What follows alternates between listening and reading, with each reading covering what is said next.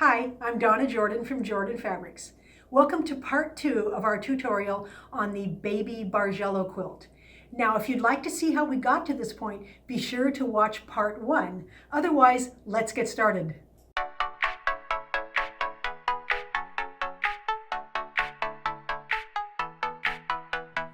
I've got all the rows flattened out and ready to sew back together. And we are going to have a download so that you don't have to remember where I cut these apart and took them apart. You'll be able to follow the written instructions.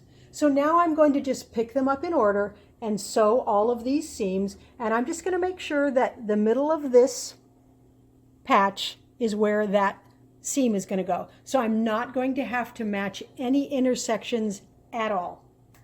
I've stitched all the rows together except the last row here. So this one, remember, we're going to match the middle of this seam to the middle, this seam to the middle of that square there. So I'm just going to flip it over. See where the middle is. You can put a pin up there if you want. So you'll notice on the top here, because some of the rows were taken out and some were cut, that it's uneven up here. And that's okay because we're going to slice that all even when we're done. So I'm not going to have to match any seams in here at all. And it's actually going to be a lot easier if I start sewing here, because then all my seam allowances will be facing down. So I'm going to flip it over. So all I have to do is make sure that the row is on there nicely, which it is, and just sew all the way down with the 1/4 inch seam.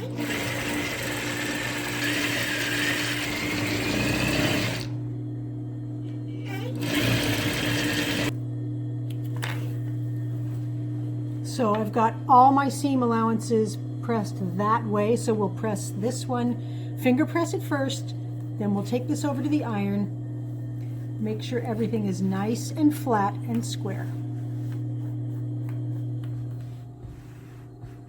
It's already nice and flat.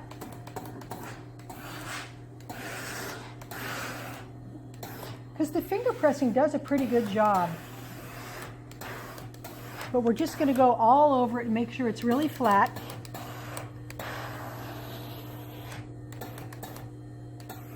Now we're going to take it back to the cutting table and we're going to trim off this edge and the other edge nice and straight.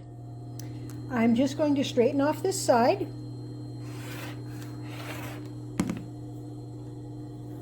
Pull it down. So only 2 sides have to be straight. The top and the bottom, they're already nice and straight. Now we will be able to get the borders on, and it'll be really rectangular and really square. So I've got the borders already cut. I'm going to do a little border and then a big border. Here's the borders I have picked out. I have a 2.5 inch border, the cut size, and then a 4 inch border, and I'm just going to go all the way around with them. Now, since the quilt is so small, I just have separate pieces. I'm not even going to stitch them together. I'm just going to do one on this side and that side, then another one on that side, another one on that side, and we'll be ready to put this on the quilting machine. So I do like to cut off my selvage here. I just don't like the selvage on the beginning of the border there. You can, of course, do that with your cutting blade on your cutting table if you want. So if you're just careful not to stretch the quilt, I successfully sew my borders on like this all the time. I'm just going to lay it right on top and stitch down. If you feel like you might stretch the quilt or the border, then you can pre-cut your borders to length. You can measure your quilt and cut your borders exact. Now here is a quick, sure way to get your border nice and square on the corner. Fold it back so that it's even with your edge here. You've got a little fold there. Put your scissors in there and hold the blade against that fold, and then just cut. Now you know it's perpendicular and it's nice and straight. First border is all the way around. Now I'm going to put the outer border on, And I sometimes on a baby quilt like to end with a nice light border. Most of my big quilts I use a dark border on the outside because I think it frames it better, but I think this will lighten it up and keep it very young looking. So here's the last border. And even though I'm going to finger press it, I'm still going to take this over to the ironing board and just give those borders a brief ironing. I just think it helps it lay flatter. You don't have to. They're really flat enough already. I've got the borders ironed. It's nice and flat now. This is a really nice size that you could quilt on your regular machine. You wouldn't have to put this on the long arm. I have the long arm, so I'm going to go ahead and put this on there. But we have a video that shows you how to quilt a small quilt called Drunken Quilting.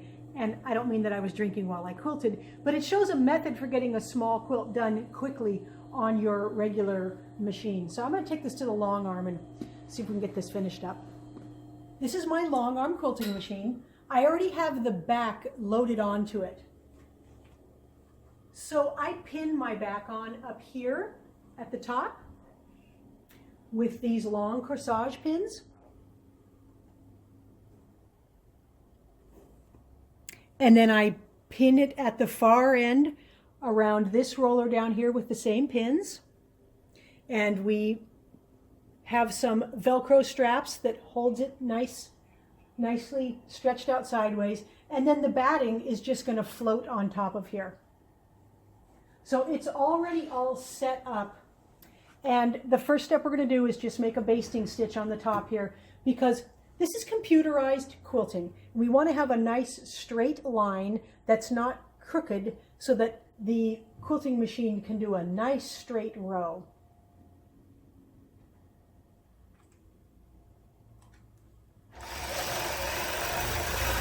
Now I'm going to put the top on, and I don't know if you can see the thread there because it's kind of pale, but that is my straight line that I'm going to line my quilt up against.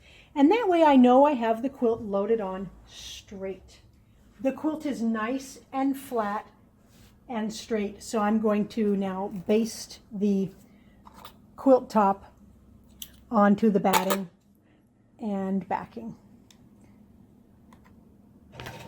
So I'm just going to use a long stitch here, and this is going to be covered up with my binding. So now we have to pick a thread color. I generally go with a thread that's a little bit on the light side because it usually blends better and doesn't show very much. Usually I want my patchwork to shine through.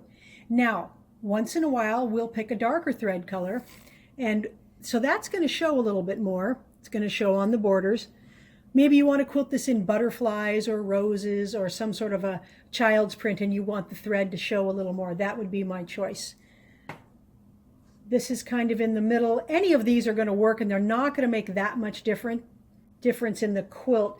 And I've got one already on the machine that's about this color, and it's not really going to show except around the edges, and that's what I'm going to go with. I'm going to use a fairly dense quilting pattern. I'm going to use kind of an overall pattern that's not really going to show the pattern, and it's called Surf Hearts, and it looks like an elongated heart. So let's program the machine and get this quilted. When I'm not sure if I am going to be happy with the scale of the quilting, if I'm not sure if it's going to be too big or too little, I will sometimes do a little practice section right here.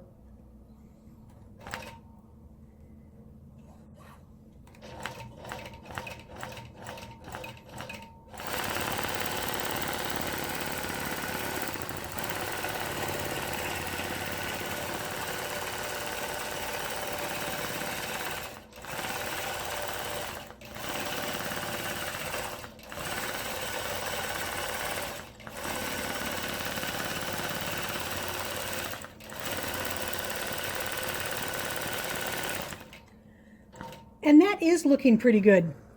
Normally I'm over far enough so I don't actually go into my quilt, but I can take those few stitches out.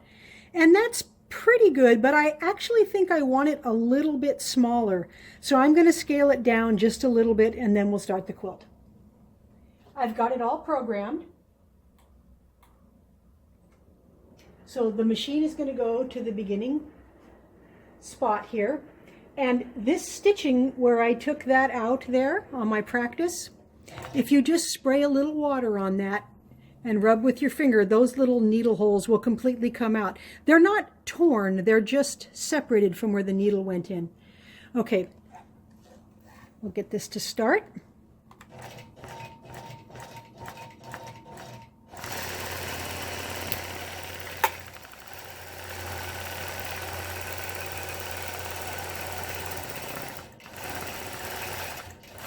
Much better. It's nice and small, nice overall, little hearts, really, really cute. So the machine now is going to quilt a whole row, and then we'll move it 4 more times, and the quilt will get done and we'll be able to put the binding on it. I have the baby quilt completely quilted and took it off of the machine, and I put on a binding a little bit darker purple here. So you can clearly see the hearts here. I used a dense quilting pattern. I almost always quilt baby quilts with a dense quilting pattern. I like to do that because they get washed a lot and it will puff up a little, but it tends to be more durable with a lot of quilting. The back is a batik, a really pale mixed color batik, and you can see the quilting there as well. So it finished about 38 by 46 inches, which is a really good newborn baby quilt. Now you can see the randomness of where the blocks are here, and the rows don't line up because we moved this down a half a block every time. That made it really, really fast to sew, and I headed for the middle of the block here, but they're not perfect. So this is a really good project if you need to do something in a hurry, or if you're teaching a new quilter how to quilt. This is a great pattern because you can get it done. Now I was so happy with how it turned out that I made it in another color. This color, again, beautiful. It's only one color. So if you have someone who says to you, I would love for you to make me a baby quilt and I want it in aqua, pick 14 different aqua prints. They don't even have to be very different, but you can get a nice color range, and it's the color that they picked out.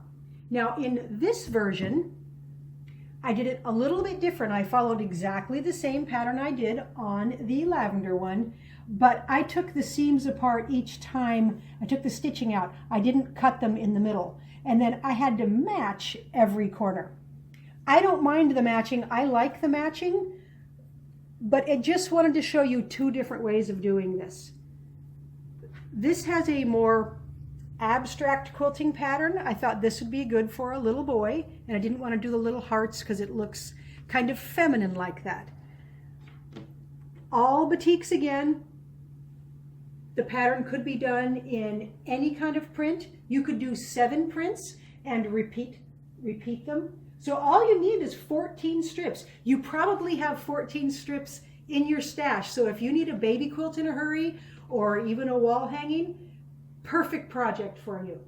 Thanks for watching our tutorial today on how to make a baby Bargello quilt. We would love to have your comments. Please let us know if you want to see other quilting patterns, and we'll try to get them made. And be sure to subscribe to our YouTube channel so you'll get notifications when we have new videos coming out.